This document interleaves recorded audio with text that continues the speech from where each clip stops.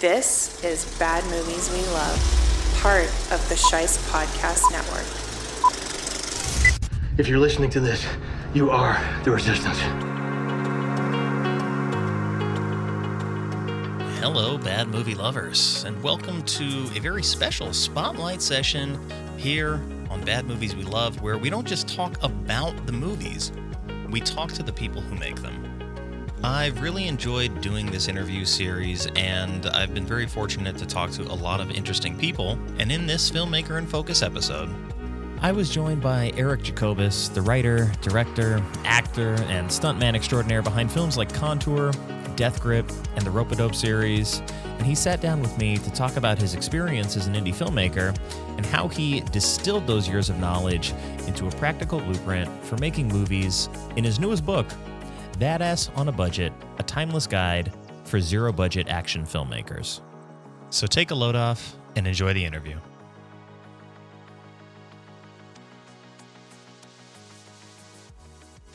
Eric, thank you so much for joining the show today. Thanks for having me. You're a stuntman, martial artist, actor, writer, director, founder of Stunt People, producer, cinematographer, choreographer. You got a composer credit, got some editing credits. Is there anything that I'm missing? Yeah, this just makes me an indie filmmaker. It's the exact same thing as every indie filmmaker. Got to wear a lot of hats. And of course, we're here today to talk about your new book, which is Badass on a Budget, a timeless guide. Yes, so I don't have to hold it up myself, but I do have it here with me. A timeless guide for zero-budget action filmmakers. And I did pin a lot of sections that I want to pick your brain on a little bit more in detail. But, you know, I also want to talk to you about your career in film and getting into filmmaking. So I'm wondering, like, what was the first entry point for you into just the world of film? Yeah, my dad had a camcorder in the 80s, back when, they started really being consumer level, and it just kind of hung out in the closet. I can even smell the case that it was in. And I remember, I remember he bought it. He made one home video with it, never touched it again. And I pulled it out one day and I started playing around with, this is a very typical kind of 80s kid story, right? You pull out dad's camcorder, make some stop motion videos or action movies or whatever. Never really had the idea of making a film, though, because I had no idea how to edit, right? I knew how to shoot, knew how to perform, but how do you edit a VHS film? That was like a huge barrier to entry in the 80s. If you had a deck-to-deck editor, it would have taken you a lifetime to put the sound effects in and the soundtrack. You got to dub everything on. Is a huge pain. I just didn't even want to bother with it. So I kind of shelved the entire idea of filmmaking for years, even though I had so much fun as a kid making these little films with my buddies. And I became a techie, actually. When I was 15, I got my first job as a computer programmer. So I really started diving into web development and stuff. And this is in 97, 98. I got a job at Shasta Community College in Redding, California, doing website work, database queries, PHP, MySQL stuff, Visual Basic for applications, right? This is just the stuff that was really hot at the time. And I caught the bug when I saw Police Story, this great Jackie Chan film from 1985. It's fair. And, I was raised on vaudeville and Arnold, and I loved comedy and action and everything, but there was something that happened when I was 16 and I saw Police Story, and I thought, this is a different kind of language, and I want to chase this, right? And the first thing I did was I just started reviewing Hong Kong action films, which was this entire, it was a Pandora's box. Nobody in my world, in my community, in my town knew what these films were. We knew Jackie Chan, but we didn't know there was 80s Hong Kong cinema. That was not a concept to us. Right. And so I started seeking these things out. I took all my paychecks and just dumped all my money into video CDs in Chinatown. So I'd drive to Chinatown almost every weekend and I'd review these things. And I would do 2 or 3 a week. And in the end, I put together probably 260 reviews over the course of 2 years. So I guess that'd be 4 a week. And I developed a little bit of a following, made a forum. It wasn't called the Stunt People at the time. I don't know what it was. But then at a certain point, after reviewing 250 or so of these movies, and they were all action films, and all I really reviewed was the action. I didn't really even follow the story too much. Um, and I was just obsessed with the action and how people moved on camera and the physicality of it. It really felt like the old vaudeville movies that I grew up with. And I started thinking, like, this is actually really simple filmmaking. This is actually far simpler than anything Arnold ever did, because they're just pointing and shooting this angle, then that angle, then that angle. It was really simple. It was like how I used to make movies on my camcorder. All I needed was an editing system, and there was stuff coming out at the time to allow you to do that. Capture devices, cheap editing software was around at the time. Hard drives were starting to get big, so I got some buddies together. I was like, could we try making one of these kind of Hong Kong style action movies? And we did it. We started a stunt team called the Stunt People that night back in 2001. Wow. And so how you're what, 19 at that point? I was 18. Yeah. Wow. Oh, yeah, very, very young start. And I mean, in reading in your book, I mean, I can tell there's like a big love of Hong Kong action cinema and obviously like a big sort of inspiration for you. But aside from kind of like looking at it technically and thinking it was something that you can do, was there something else about those movies in particular that sort of like gave you the bug to want to do this? Was there something about not the stylistic choices, but the maybe like the character choices or the creative choices that they made that really made you like invested in wanting to do that? It really felt like those movies, those action films, action was the star, right? You could not have any Yeah, idea who this actor was, and yet the action scene would be so good that it was almost like the center of the film.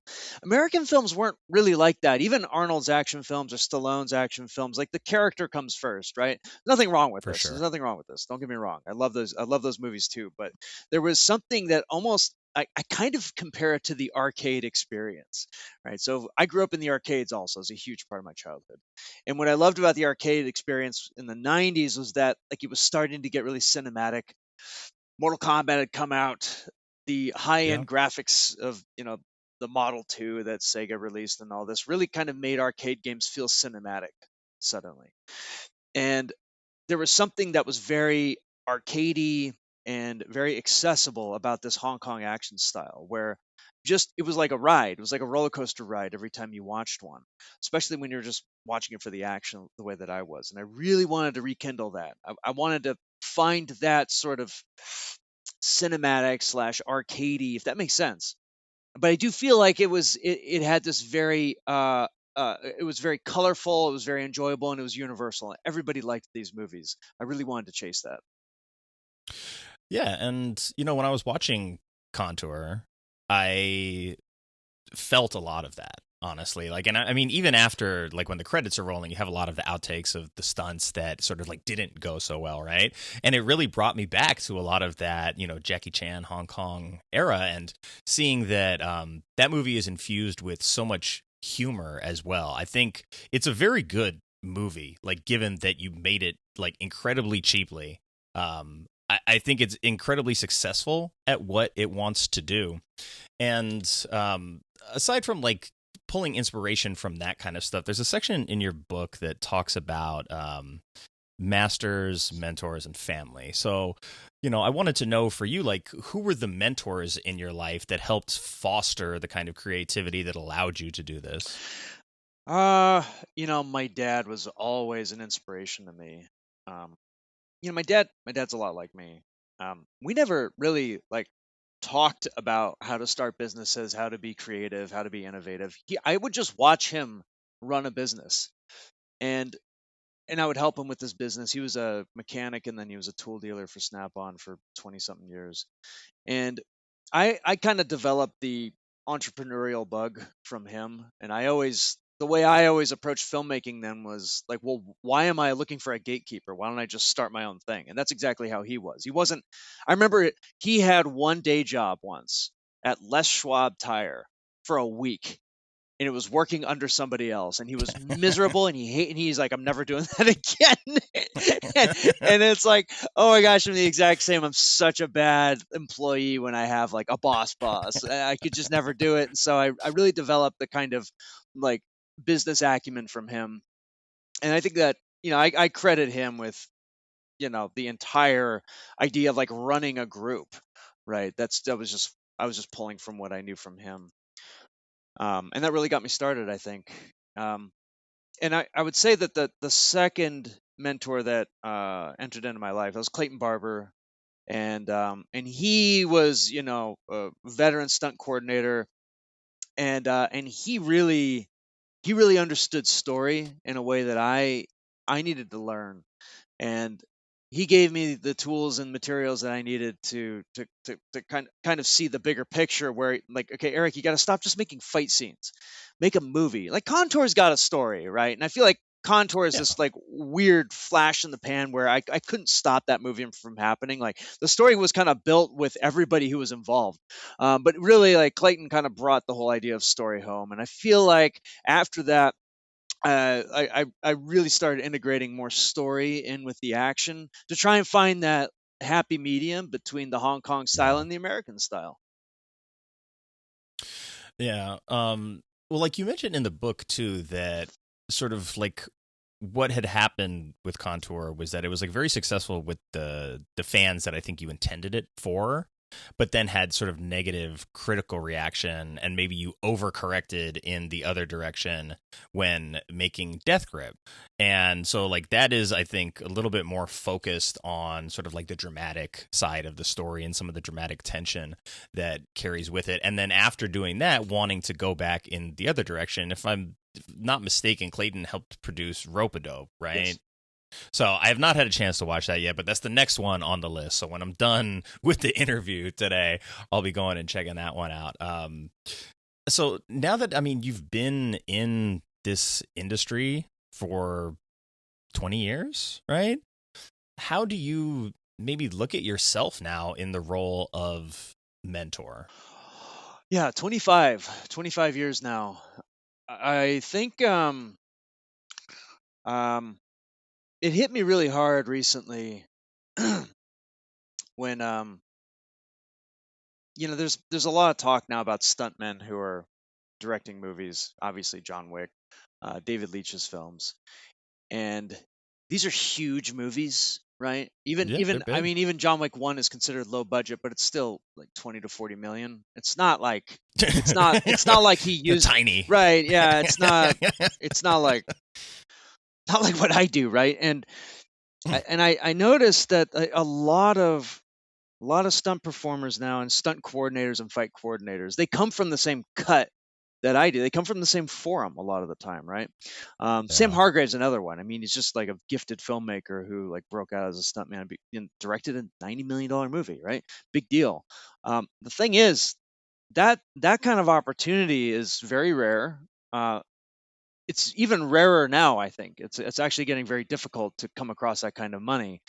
And what I keep asking other stunt coordinators and these guys who all know how to make movies, by the way, like they all shoot previs, they can all shoot and edit.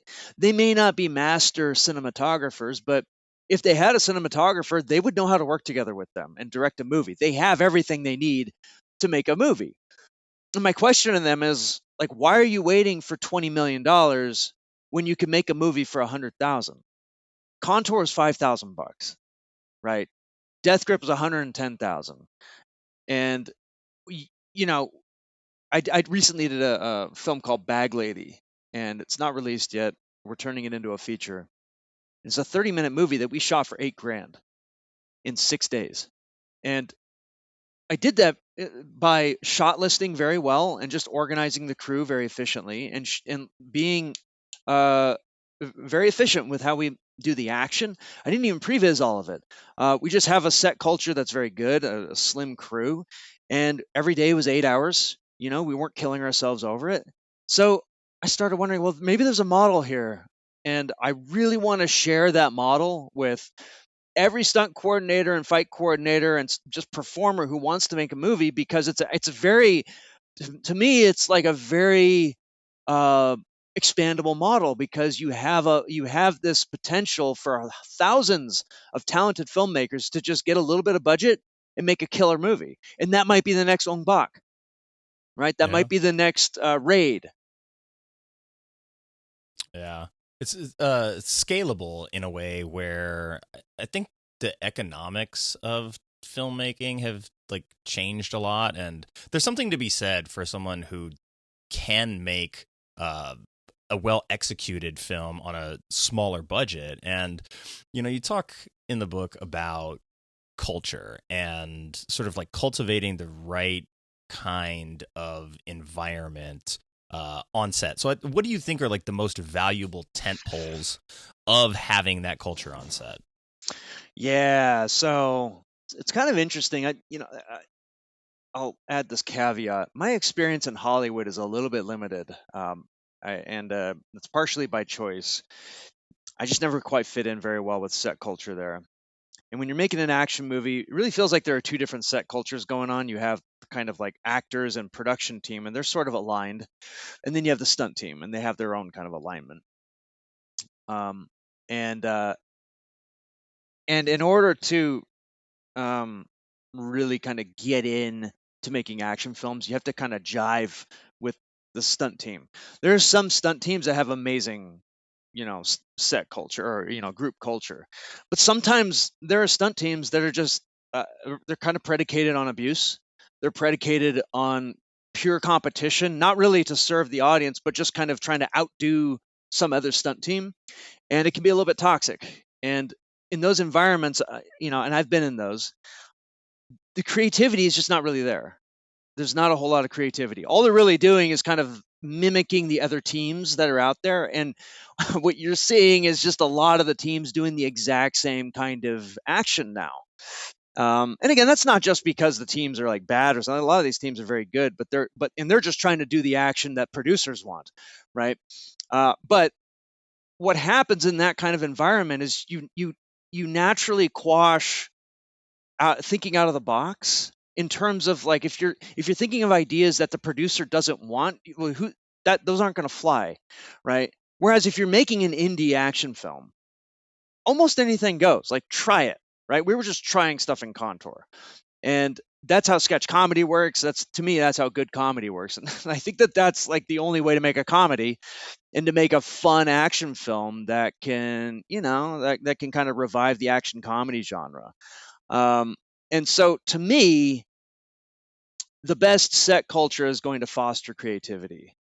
And that kind of set culture needs to thrive off of comedy, and it has to have a good sense of humor. It needs to have a vision too. This is the other half of it. And you could argue that the two are opposed in a certain way, because if you want to make great action comedy, well, the greatest action comedies there's usually some level of benevolent dictator in a sense, right? Like Sammo Hung, Jackie Chan, Takeshi Kitano. They have a very clear vision of where they want the comedy to go, and I think Takeshi Kitano makes action comedies, and they will take a ton of input. They'll get a ton of feedback, but they still have a vision. They still have to kind of think like an engineer, right?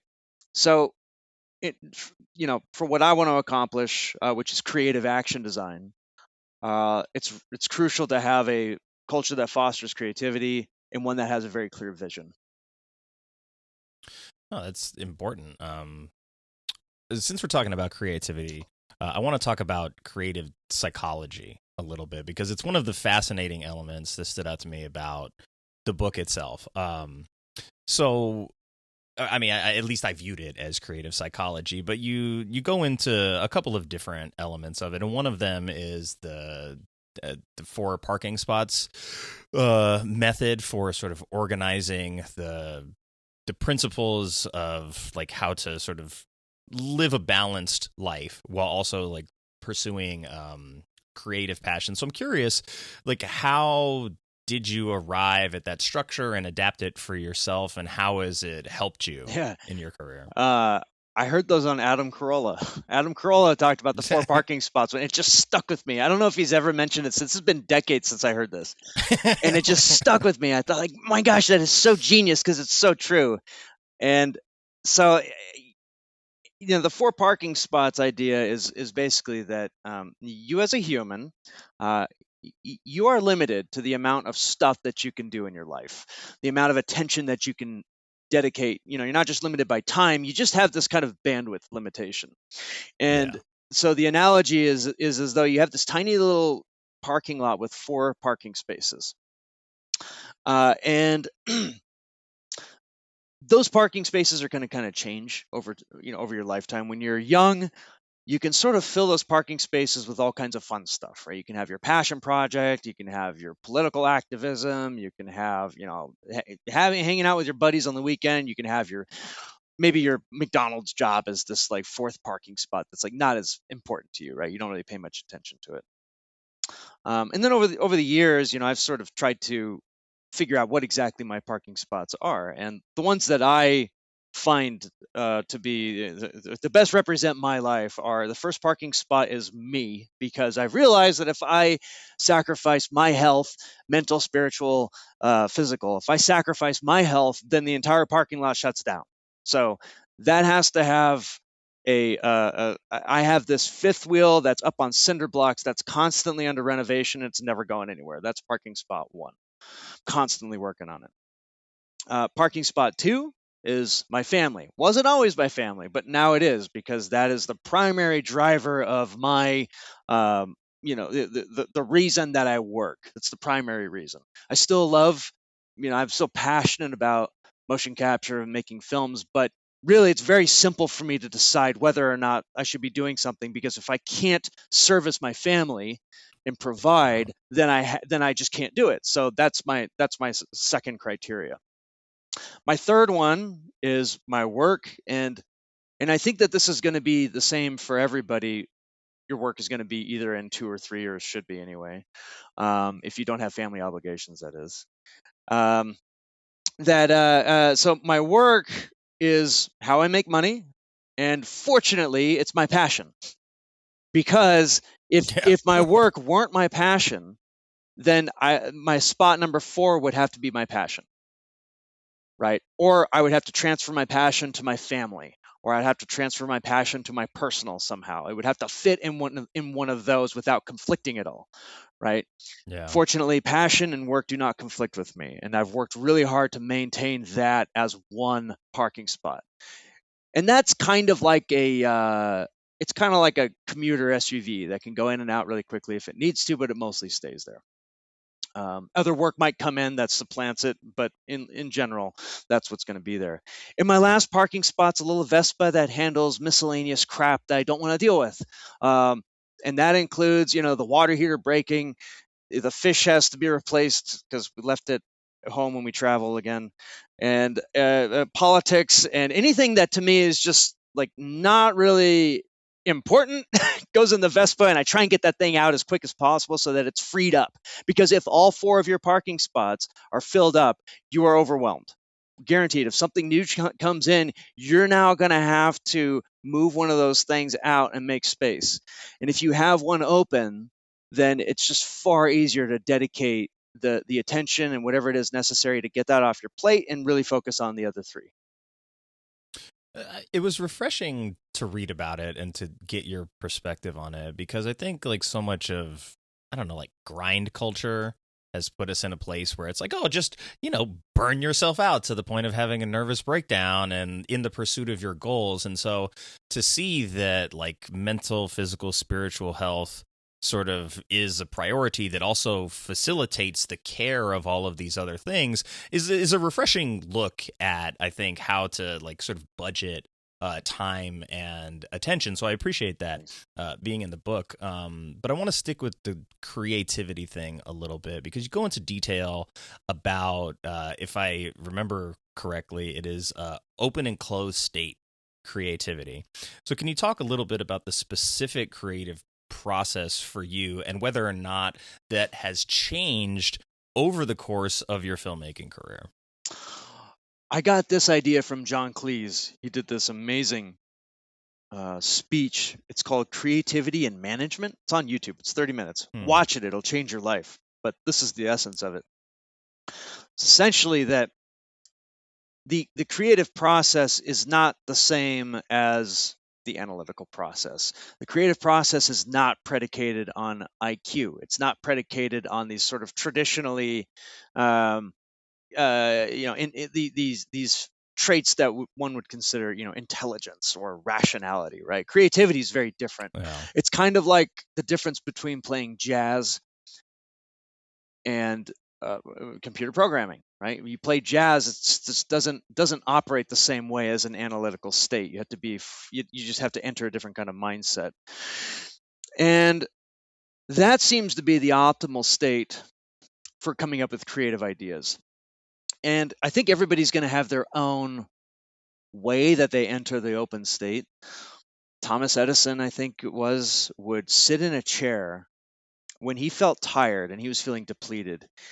He would sit in a chair and he would hold steel ball bearings in his hand, or marbles or whatever, and he would dangle them in his hand. He would hold them in his hand over a steel uh, uh, bowl, and so he would sit there, and when he would doze off, one would slip out of his hand, hit that bowl, wake him up, and he realized that in that little liminal moment of half sleep, half not sleeping, he would have his best ideas. So that's how he found his open state, right? And really, like, you think about that, what's amazing about that is that his open state is what? 5 minutes a day, right? Whatever it is. yeah. Some people, it's hours. They have to do a walk in the park or something, and it's different, right? I just think everybody should find their own. For me, my open state is washing dishes, taking a shower, getting the mail, right? Doing things that have nothing to do with work. Like no analysis. I'm just kind of going through a routine, and my brain starts to kind of go into this other mode where it's pulling in stuff that it wouldn't normally pull in. If I'm doing dishes and I'm just thinking about getting the dishes done, it's not a very creative process. It's not a very creative thing to do. It's not very analytical. So nothing's really happening. And something will inevitably come into my head and I'll fix some problem that I've been struggling with. And I found that if I hunker down and go into this very analytical mode to try and solve problems, I just can't solve them. It's very difficult. And I used to find that with programming, same thing. With programming, I had the hardest time figuring out programming solutions. So what I started doing was I would just print all the code out on like 8 pieces of paper, 10 pieces of paper, and I would just read it line by line. I'd go sit in the library, read it line by line, and then like that created the open space for me, right? So that's how to me is the best way to find creative solutions to problems. So once you have a creative solution, you can enter what John Cleese calls the closed state, which is very analytical, and that's sort of the engineering phase, right? That's where you say, okay, I've got this thing, which it's almost like you've taken 2 ideas and put them together in a novel way that nobody's done before, right? Which is all creativity really is. You don't literally create anything. You just take aluminum plus a roller and you make a can out of it, right? And so once you have it, it's like, okay, now I've got the 2 things. I've made this creative thing. Now I'm going to go into a closed state and design this thing and create architecture around it, deliver it, whatever it's going to be. And I find myself in the closed state quite often, and I do very well in it. I think some people do better when they're in the open state. They do better in groups of people. They brainstorm with people much better. I think people who are on like in the autism spectrum tend to do better in the closed state. But that doesn't mean that you can't enter the open state. I think that's a fallacy of modern psychology that autism is like this way and everybody else is that way. It's like, well, everybody can do both states, right? It's just a matter of like finding how you get into that open state. If you're not going into the open state, you're kind of losing out on the human experience, right? And I'm pretty sure all autistic people have an open state. They're just not going to tell you about it. But that's a different conversation. So that's that to me is sort of this like winning formula for creating doing very creative work. Is you do the open state, get the 2 ideas together. Now you go into the closed state, engineer it, and deliver. Yeah, it's funny you mentioned doing the dishes because it's like sort of mechanical activation, right? It's a completely different like subsection of your brain that knows, here, I'm doing this thing with the dishes. I know, so like it's the shorthand, like, where all the dishes go, like, the process. It's this thing that you can sort of do on autopilot without having to think. And because you're doing that, that other part of your brain gets to activate and have those moments. And I think like similar to like when you're showering and have good ideas. But I swear, when I saw that thing about Edison, I was like, maybe I need to sleep with marbles in my hand and keep a metal bowl by the side of the bed, because I do have some good ideas as I'm falling asleep, but then I convince myself that they're not good ideas and I don't write them down and I just go to bed. Yeah. Or I tell myself I'll remember that in the morning and I don't. So much brilliance squandered. I have the same problem when I wake up in the morning. When I wake up, I used to play saxophone, and I always dreamed about music composition, and I have my best music ideas the minute I wake up, and they're gone within about a minute and a half, 2 minutes. And it's like, dang, if I knew how to compose, I could write sheet music for like a half hour in the morning a day, but I just don't do it. There's more to life, maybe. Yeah. So never give up. Well, for the people that are interested, I am going to include the link for the speech by John Cleese, which, like you said, it is on YouTube. So that'll be in the show notes. Easy access for anybody that is interested. I want to talk about action as a universal language, because this is something that you mentioned fairly early on in the book, I think within like the first 30 or 40 pages, and then you circle back to it and you talk about the neuroscience of action. And so I want to know, like, at what point did you become aware of like sort of the brain science link behind it? And was this something that you like researched intentionally for the book? Yeah, great question. Thanks for asking. My first book is actually all about this. It's called If These Fists Could Talk. It's also on Amazon. So I got into the science of violence because I just wanted to understand the implications of making action.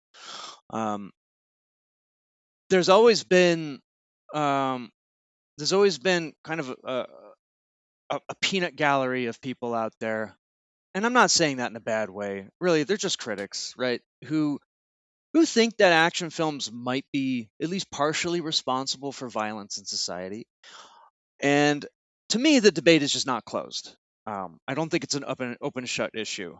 I think it's just like way too complicated to ever really know. I think it's just a far better conversation to have, and you should just have it every time. And I just wanted to be prepared for those conversations. If anybody were to ask me, like, "Hey, how do you feel about killing people on camera?" and I don't want to go like, "Well, the science says this." I want to be able to actually have a very good conversation about it. One of the books I read, which was influential to me, was Rizzolotti's Mirrors in the Brain.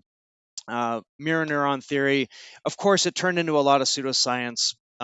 Let's maybe discard the entire idea of mirror neurons and just talk about the human universal, which is that every human across all societies, across ancient, modern times. I have a lot of anthropology that I read, by the way. I see that. A lot of anthropology. I got really interested in this stuff and understanding how violence worked through time.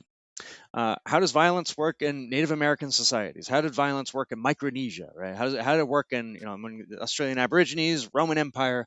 And really, it's kind of the same formula everywhere you go, which is that whenever somebody is murdered or killed, then if their blood is lost, sort of the idea in the human society is that, well, somebody has to pay for that blood loss, right? And you get these cycles of violence and vengeance, right? And we are definitely not beyond vengeance and revenge. So many action films, it almost seems like an unprecedented number of action films today are all about blood vengeance and paying back blood debt, right? You killed da da da, so you have to da da, right? He killed da da, so I have to go and da da da. It's super simple. Everybody in the world understands this. It's arguably the first language that we speak.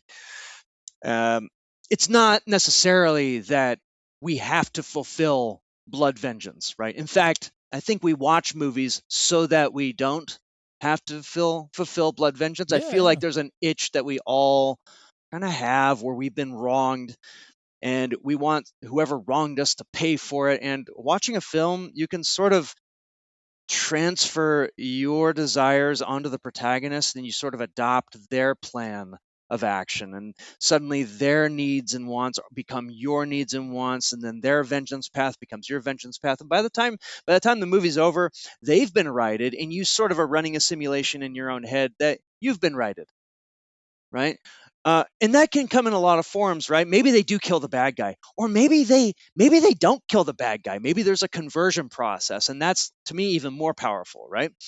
So that is why I'm so interested in the science of violence. It's a never-ending topic of study for me, and I plan on writing some more books about it. Well, I'm going to have to read that first book of yours, because that was originally developed as a documentary. Yeah.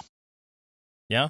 And then that got shelved and you reworked it into a book, if I read correctly.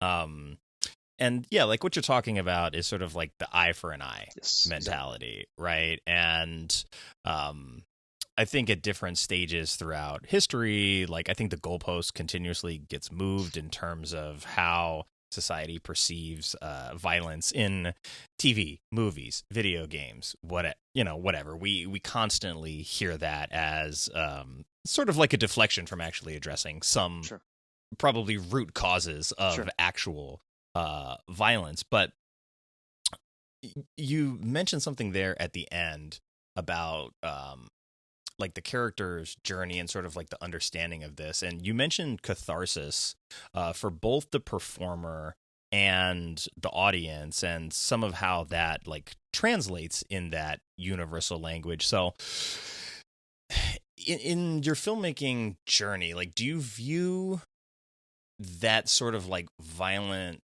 catharsis as sort of like a psychological staple? Or do you view it more as like a character staple from the performer side? I don't even know if I would differentiate those. So yeah, like I would from the creator's side, I think sometimes we make films and we don't even know why. I think I made Contour at the time, and I didn't even know why I did that movie and why I did it the way that I did it. Because it was such a middle finger, that movie, like just constant middle fingers to the industry, to whatever. I didn't even know why I was doing it. I just wasn't self-reflective enough. And it wasn't until 20 years later, I'm working with Olivier Godin on Don't Forget the Oatmeal. And he had watched Contour, and he said, Eric, I feel like Contour is your middle finger to film school. And I went, oh my God, you're right. I felt like I wasted 2.5 years in film school. I felt totally duped. I felt like the art school kind of culture at that university, I felt, was totally fraudulent. They hated action movies. They didn't like people, right? They didn't like masculinity. They didn't like fight scenes. They thought it was just and I felt so defrauded that I made Contour, and I didn't even know it, right? And it must have worked, because I sort of didn't feel that way after doing Contour. So, all this is to say that I think that creatives do this subconsciously. They don't even know it. I think sometimes critics will see that, oh, I think he may have done it for this reason. I think that's very valuable criticism, and I don't think you should take it, don't hate on it. Maybe absorb it. Maybe they're wrong, but so I think that can be incredibly valuable for a creative. I think it was who was it? Was it Adler or one of these psychiatrists who was post-Freud but sort of anti-Freud, who made the case, and this is in Ernest Becker's The Denial of Death. He said that the successful people who are really going to succeed in this world are people who can creatively express resentment in a non-destructive way. And that doesn't mean that you have to be a filmmaker. This could be flower arrangements. This could be how you organize your house. Like, these are creative endeavors across the board. And so that kind of catharsis, I think, is incredibly important. And the more we foster creativity in this society, I think the better off we're going to be, and the more we can sort of defer that violence. Well, I there's definitely two things that I'm going to talk about here. One of them, though, I want to give you an opportunity to talk about a little bit of your inspirations when it comes to reading. You've got a lot of books behind you. You stress the importance of reading and how that fosters creativity. Is there anything that you're reading right now that you're really like enjoying or learning something from that you wanted to just like give a quick shout out to? Right now I'm reading Chip War. I think it's by Chris Miller. Oh yeah, I just heard him interviewed actually. I think on maybe Jon Stewart. Okay. Yeah. I'm reading Chip War. I just finished a book called The White Headhunter. I'm always cycling through like 5 books at a time. Wow. And I actually don't read for information. I think you're going to get information, but from reading, but I think it's a mistake to pick up a book only to learn about a position that you agree with. I think it's important to read books you disagree with. And most of the books I read, I disagree with. And maybe that's just because I'm very disagreeable. But now, but the thing is, when you read a disagreeable book, you have to mentally spar this person as you're going from page 1 to page 500, right? And you end up sort of simulating their reality in your head. It's like how a boxer approaches a boxing tape. And we all know that the best boxers are the ones who study the most boxing tapes and they tend to have the most respect for other boxers. Right? And I think that the more you read, the more respect you have for other opinions, because you've simulated their opinions so many times in your head that you can steel man them like nobody's business. And I think people are afraid of this because they feel like it's gonna knock their base out, when in fact you're building your base. You have a base, you don't quite know what it is ever, but you're building it as you're mentally sparring more and more of these people in your head. I think to me, that is the most creative process of my day. And I get up every day at around 4:30 and I read till 8:30 in the morning every day without fail. Oh wow. Yeah. Oh, that's awesome. What you said about boxers made me think of George St. Pierre, actually, because when he was sort of like at the height of his career, a lot of people like put notions onto him of like why he's good, and listening to him sort of describe his own perceptions of why he's the best, because he studied film better than anybody did at the time. And he also was like, I'm actually the best at not getting hit. That's really what makes me the best, is like I'm not taking a ton of damage and I'm able to dictate the fight the way that I want.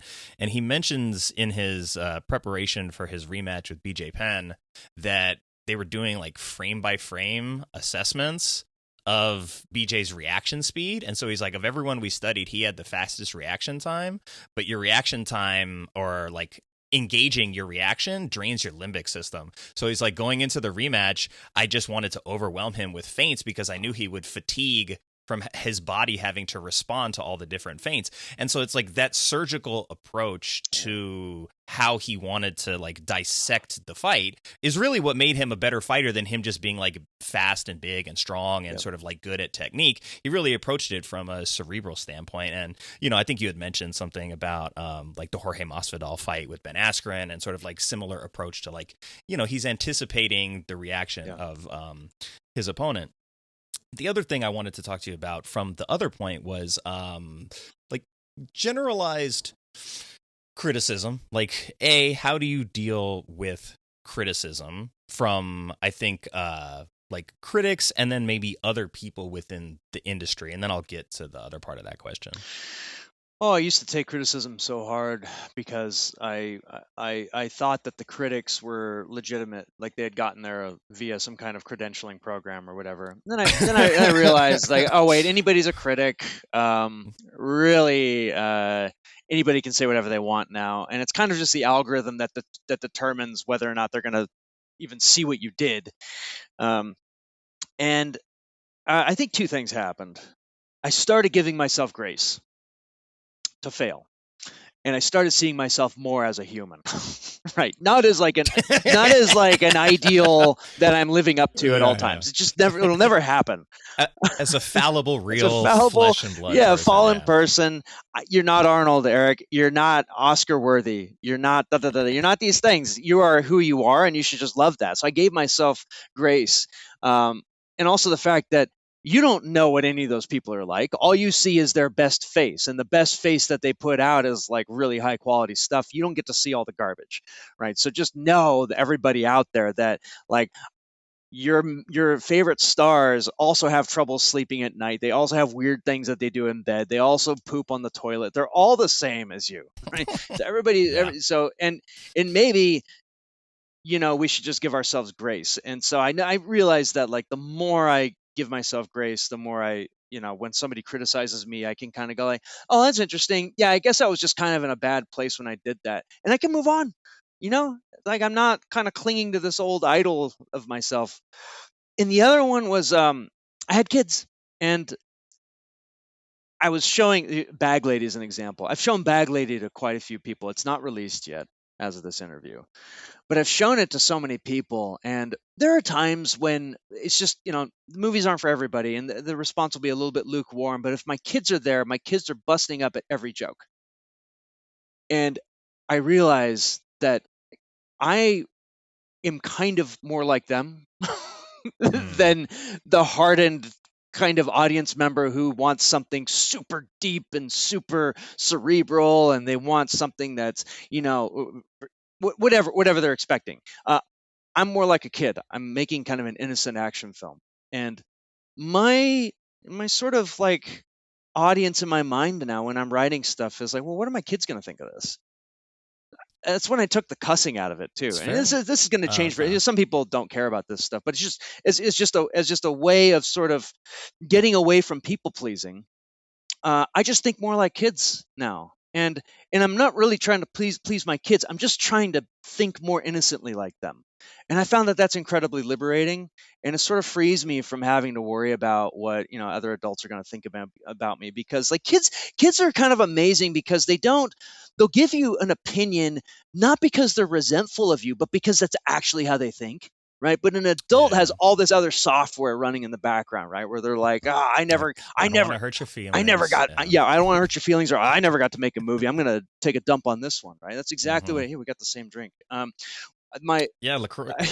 I've got a story about one of my film teachers, and I think I have it in both books. But she was an experimental filmmaker, made garbage, and then I made a film that was like pretty good in her class. I was the only one who finished the film. I was the only one who turned it in on time, and she hated it.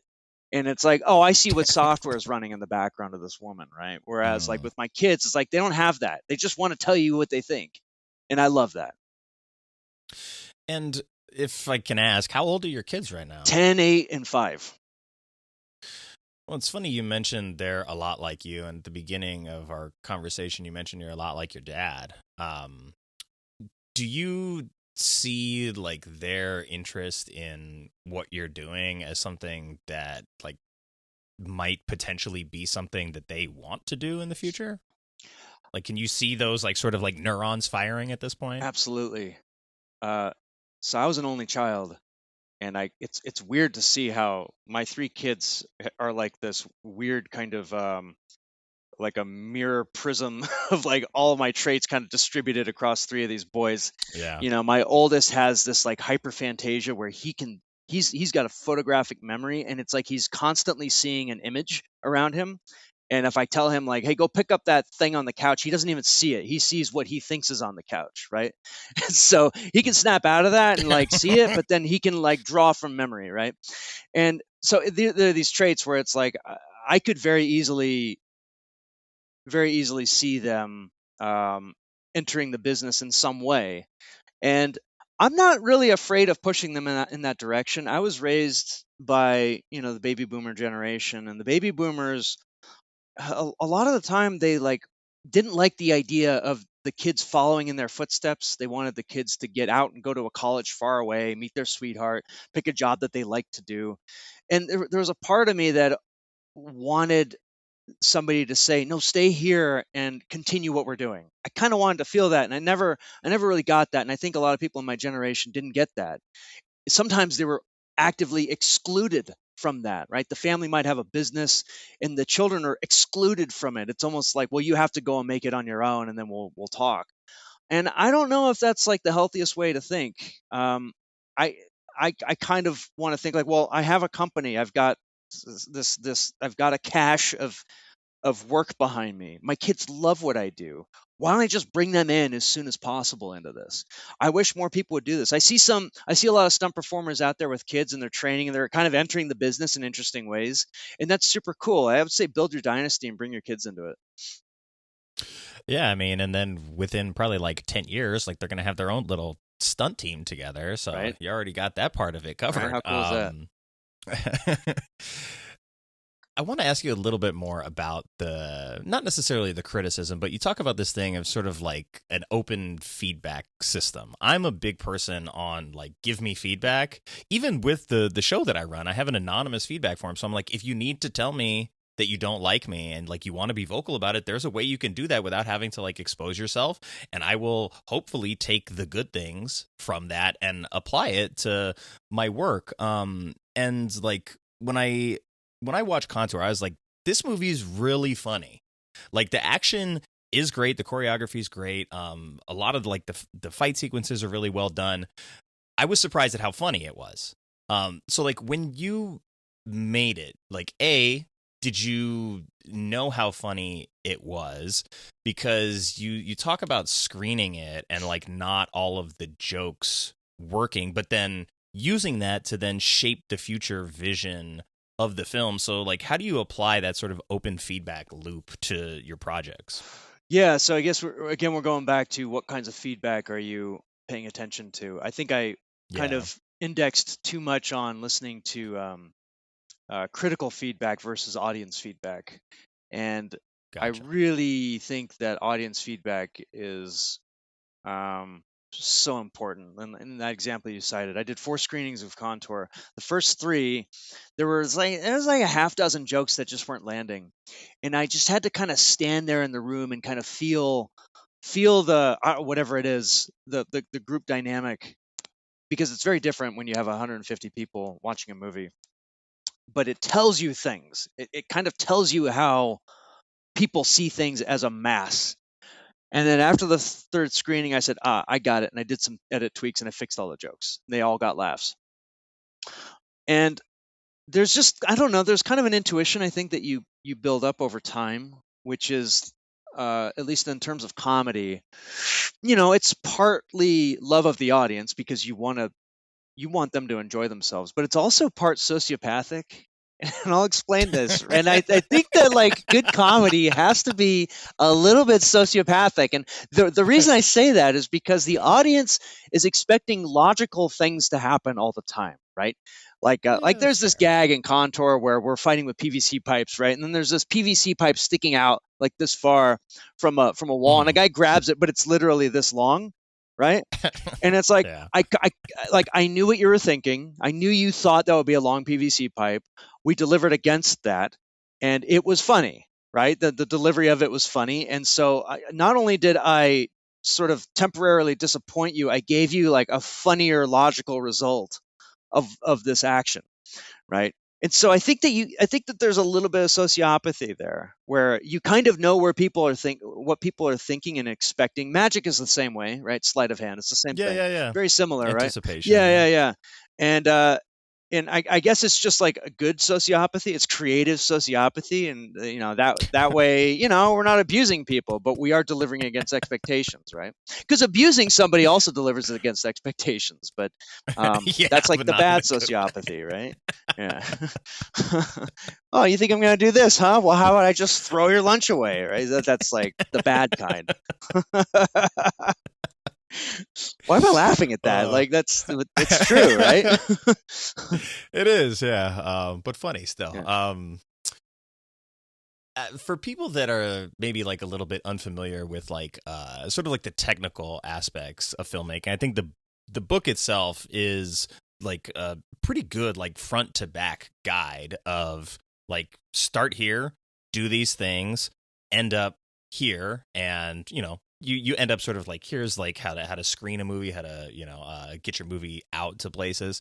I want to ask you a little bit about pre-visualization and rehearsal. So was previs something that you like always did at the beginning, like part of your filmmaking journey, or is this something that has just become a valuable tool in the toolbox as you've gotten older? I never prevised. I don't think I prevised anything until Rope It Up 1, which was 13 Okay. years into my career. Nobody was really thinking about previs too much back in the early 2000s. People really started catching on to the idea when 8711 released their Serenity previs video.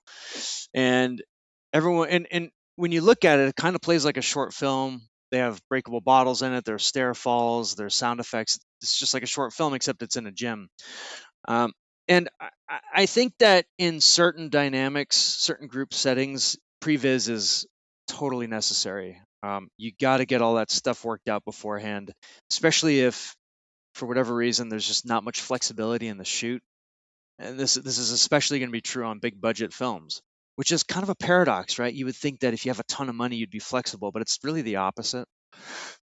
And when we did Man Who Feels No Pain, the previs was much more relaxed. It was kind of a lower budget movie, and so we did much more of what I would call a storio, where, and this is something that Clayton came up with when we were doing this movie in Beijing called The Heart.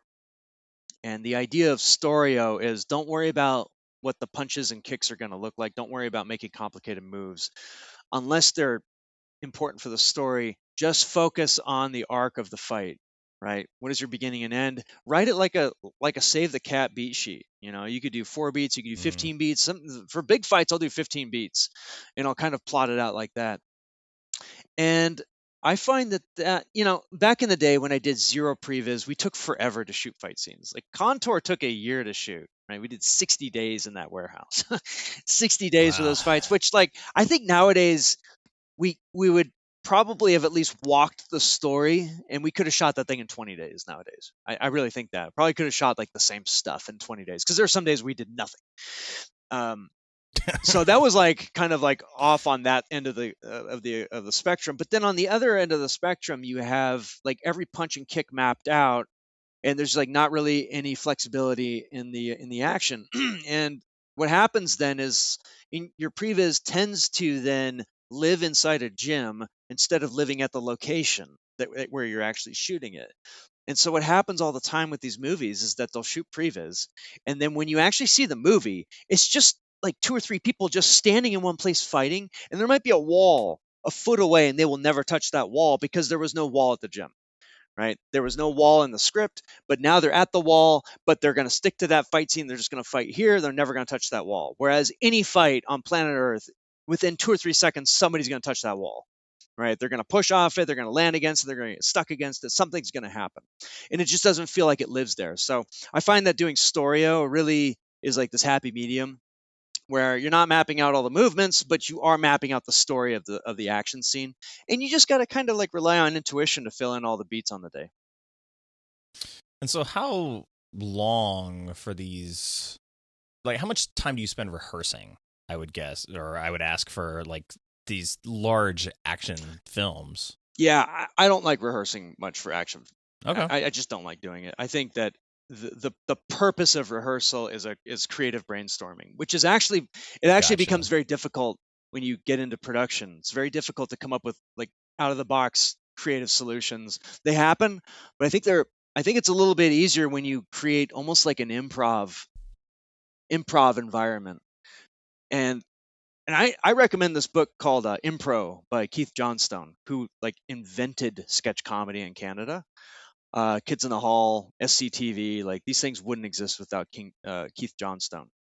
And it's not just if you're doing comedy, it's if you want to come up with anything creative, is create an improv scenario where, like, treat it like a hangout. This is how I always approach it. Treat it like a hangout.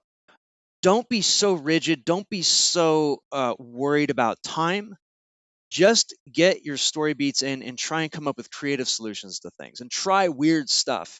We tried some weird stuff in Man Who Feels No Pain, and they took them, right? Because we just had this relaxed environment. We didn't care about the moves. It didn't matter.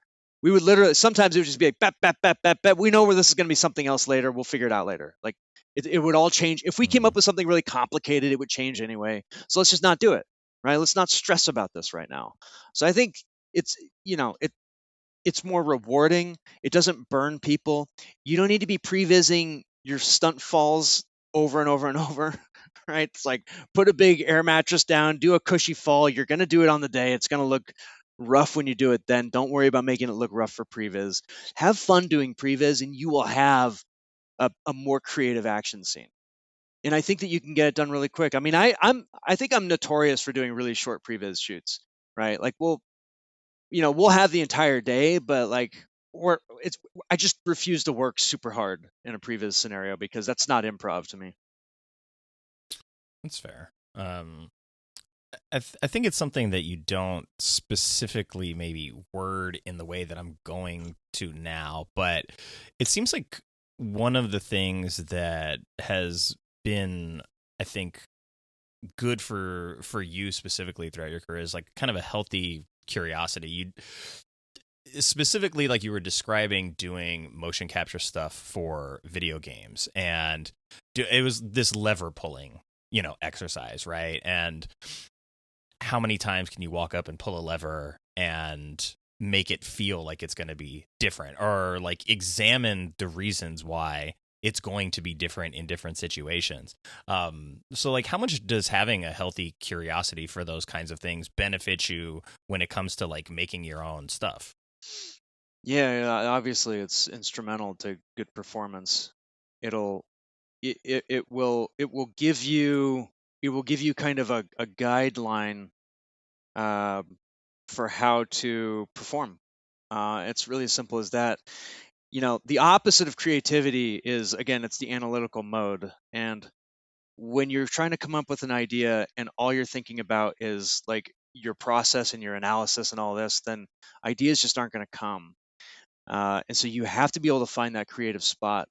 And sometimes you have to do that on the fly, right? Like there were times, for example, in Bag Lady where I I really rely on a very stream of consciousness way of coming up with choreography, but then sometimes it doesn't come, and I say, okay, I need 2 minutes, and I'll just kind of go in a corner and close my eyes, and I'll kind of find it, and then I'll find it within 2 minutes, and then we'll shoot that, right? Um, and we need to make sure that we give people those opportunities, because if you're constantly quashing choreography or creativity, and you're pressuring people in this like corporate kind of almost militaristic way to come up with ideas. Come on now, like you're just not going to get creativity. You're going to get copying, right? They might copy the thing that something someone else does, and then you're going to try and like amp it up. Instead of a back fall, let's do a scorpion fall this time. I don't know if that's creativity, right? That's a little bit like brute force, direct Yeah, yeah. copying, right? That's like Soviet style. Just copy it. I'm reading Chip War, right? So it's like that's what the Soviets did. Just copy the chip. Do whatever you got to do. Just copy it, right? And you ended up losing out on a lot of like very good Soviet engineering as a result. And so if you're just doing this militaristic kind of process, it just doesn't work out very well. So I think that that's just an environment you have to foster as a filmmaker. Make sure everybody feels comfortable being creative while keeping everybody on task and setting expectations. Yeah, it points back to culture, and because you're talking about like creativity, expectation, I think it's a good time now to get into the cuts of the film. We don't have to like go into like high detail on all of those, but I think one of my key takeaways from it was that there is no perfect cut of the film. And so can you speak a little bit about sort of what that mentality means in practice? Yeah, so the chapter you're talking about is the cut of your film, right? You're going to go through various cuts of your Yes. film. The first cut is probably going to be your theatrical cut because you got to get it done, you got to show it.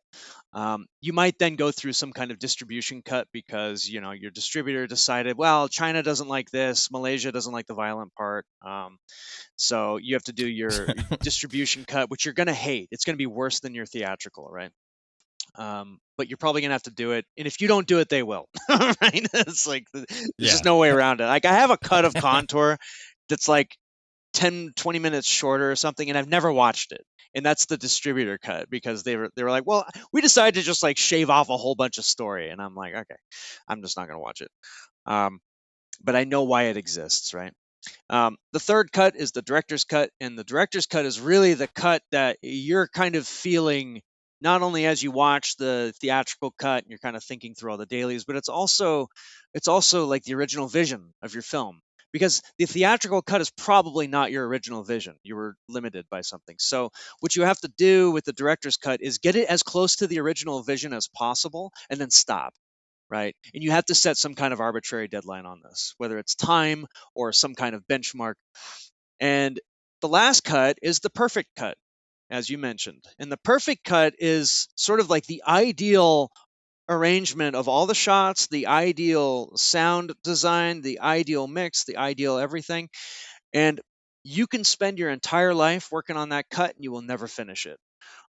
So, and I've worked on some films where the director refuses to release the film until the perfect cut is done, and those films aren't out yet. It's been 10 years. Yeah. It happens. You mentioned one in the book that was being edited for, what, 28 years? Yeah, that was The Thief and the Cobbler. Yeah. An animation. Yeah. The cobbler cut is the one that you said is the closest to Yeah. like what the true vision should be. But I think my sort of takeaway from that is like perfect is the enemy of good. So it's like perfectionism will stop you from finishing because of like the fear of not being perfect. But also you spoke to the value of doing the theatrical cut like sort of in a way that's outside yourself. Like, because you sort of owe it to the people that worked on the film to be able to give them the thing. And so I found that to be actually like a very interesting motivator, because it does, like, you're the director, it's supposed to be your vision, like all of those considerations that like sort of are pushing you towards the perfect cut have to be eliminated in order to like service the communal aspect of the film that you made with all these other people. And I really actually like that quite a lot.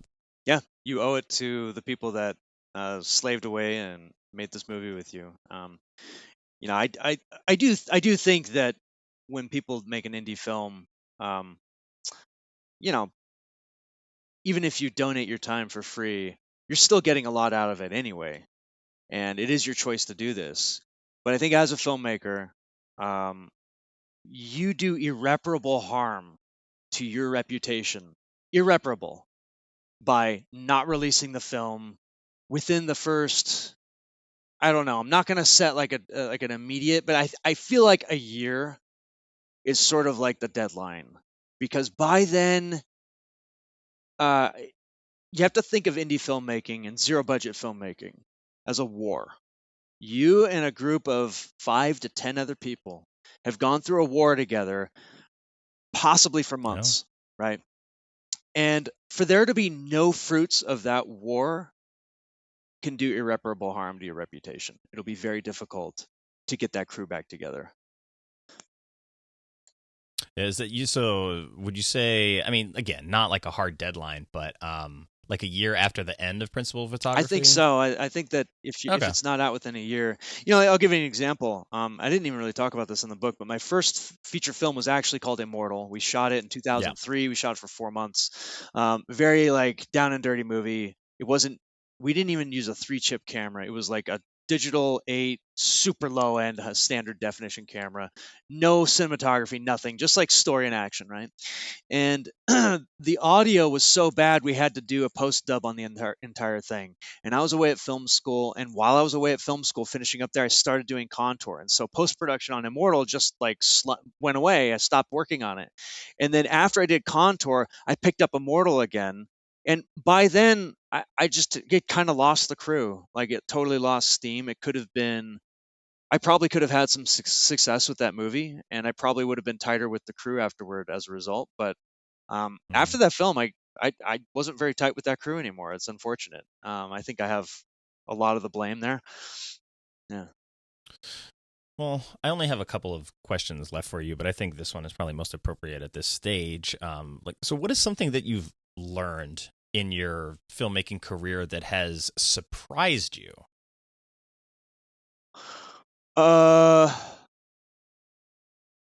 Something that surprised me.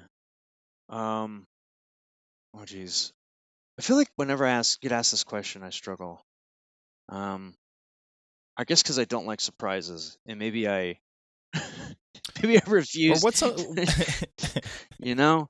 if I can reframe it, what is something that you found surprise value in throughout your career? Something that you maybe underestimated. I think I underestimated my my writing, and I didn't ever take writing seriously. Hmm. And to me, it was just we just need to build a, a scaffolding around a fight scene. That's all we need, right? Let's just deliver the fight scene and write some story around it. And whatever it is that you are most passionate about, the reason you get into filmmaking, because some people get into filmmaking for the visual purposes, right? There's some DP filmmakers or DP directors who are so good at frame composition, but oh my god, the acting sucks and the story Hmm. sucks, but the Yeah. framing is just impeccable, right? And then even that kind of person, if they just keep at it for a while, they will inevitably improve pretty much everywhere, right? They will end up writing better story. They will become better editors. They might become better actors themselves, right? So I think that there are these weird little STEM traits that you develop after doing so many of these films over the years, that they kind of sneak up on you. Writing was one. Actually, I think acting is probably the biggest one for me. That I get compliments on my acting on my latest stuff now. And I think I picked up acting really from motion capture. And I don't do like cinematics motion capture. I do, you know, here's beginning of shot, action, punch, back to action, action, pull lever, back to action. And it seems like there's not much acting in that, but it's like you have 2 seconds to tell a story. So it's like Yeah. acting is like compressed in time. And I developed the whole system about just like trying to find a character for like pulling a lever. I have a whole part in Yeah. the book about that. And there's like all these Yeah. It's pieces into interesting. pulling and pulling a lever, because you're going to see it hundreds of times in the game, and you don't want it to look stupid, right? And I think that everything that you do in a film just works the same way. So when we were doing Bag Lady, for example, if it involved opening up a door, I didn't just open the door. I was like, I would really kind of think about like, well, how am I supposed to open the door? How am I supposed to look at this guy? How do I turn my head right now so it doesn't look rote, so it doesn't look like oh, we just did that as a pickup, like we just needed that shot real quickly. Like we want to score as many points as possible on these. And um, those are some of the skills I picked up that I've found incredibly useful as a result. Yeah. Well, I mean, look, you got 2 books now. So we've chatted. I don't want to take up too much of your time. But when you're thinking of the book sort of now in like maybe more of the abstract now that it's out there, like what are you hoping that young filmmakers take away from it? Because like in my reading of it, I'm like, yes, it is badass on a budget. It is how to make an action film without X amount of money. But at the same time, I feel like a lot of the lessons that are in this book, if you just like replace action with whatever genre you're going to make, it does translate fairly well into just practical advice for making films. Yeah, I mean, I do hope that it's read more like Zen and the Art of Motorcycle Maintenance, right? Where that book is not about motorcycle maintenance; it's about philosophy. And I would love it if people found use in this, even if they're potters, right? Even if they don't really do creative stuff on the surface, but they find themselves with like creative interests on the side. I think that there's something to pull from this, because ultimately great art is it's really not about the technology. It's not about AI. It's not about that stuff, right? These are just tools. The fundamentals of art are the same, and it really boils down to the human condition. There are things that just have never changed, which is psychology, the body, and relationships. And I think that I lay it out in the context of how to cultivate these things to make a great action film. But I think you can do anything with that stuff. It's really going to be the same no matter what you do. Yeah, no, I think there's a lot of valuable lessons in there for aspiring young filmmakers to be able to actually like practically do something. But yeah, I found like the psychology and the philosophy of the book to be particularly interesting for my sort of like analytical approach to what I was expecting from the book. You mentioned in it sort of like the 80s action stars and sort of like the obsession with like having abs and like understanding that might be the standard for like the absolute cream of the crop for a handful of guys that were popular at that time, but also just understanding like your own body type and like developing a style that works for you and not having to aspire to these other things. And I think that's kind of like the through line for the whole book is like finding the wavelength where you can work best and then giving yourself the tools to go ahead and succeed with that. But I want to give you an opportunity to talk about whatever else you're working on. Where can people find the book? And, you know, where am I going to put the links in the show notes to send people to get the book? You can get the book on Amazon. It's available in paperback and Kindle format. And check out my website, too. I do a lot of writing on my website, ericjacobus.com. I guess, like, the only send-off is... in my experience, the main thing stopping people from making films is themselves. It's actually very difficult to stop somebody else from making a movie, especially now, right? Everybody's got a production studio in their pocket. But I really don't think this has ever changed in a way. There's always been the means to make movies. It's just your own expectations of what you think you're trying to live up to. If you think that your first film should be Scorsese level, then you're going to stop yourself and you might never make a film. If your first film is, I want to make a community and have some fun with friends, I bet you that's going to be a great movie. Just my hunch. My hunch is that if you go and have fun with your friends and make a movie, I bet it's going to be a good movie. You could have the worst filmmaking techniques. It really won't matter. The spirit of it is what matters. Every movie looks really good now, and a lot of them are really bad, right? So they're like the tech does nothing for you. Just embrace your limitations, and embrace your friends really, and whoever you can get to make your movie. And I would say, don't wait for the money. Just don't. Use what you have, and make that movie, man. I think that the limitations of money are also going to be a benefit to you. You're going to come up with amazing creative solutions to things that people with $100 million can't think of. That's a good point. There's a quote, I can't remember who it's from, but it was essentially that there actually is no creativity without limits, because the limits rein you in and like actually force you to do things within a certain confine. So, very well said. I want to thank you again for coming on the show and for chatting with us and sharing like all your wisdom and experience and some of your insight into the business as well. Thank you. Thanks for having me. Thanks for joining us for this spotlight session right here on Bad Movies We Love.